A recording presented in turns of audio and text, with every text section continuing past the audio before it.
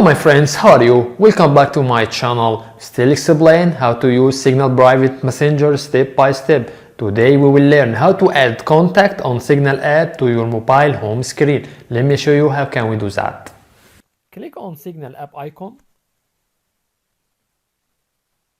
Select the contact which you want to add it at home screen. Let's select this one. Click on three dots. Click on Add it to home screen. Click Add. Now it's already added. Let's check.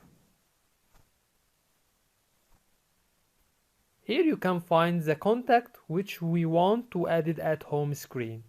That's it. If you find that our content is helpful and you are interested in this type of video, you can subscribe our channel. Also, you can leave your comment. We will do our best to respond to all comments as soon as possible. Thank you for watching and see you in next video. Bye bye.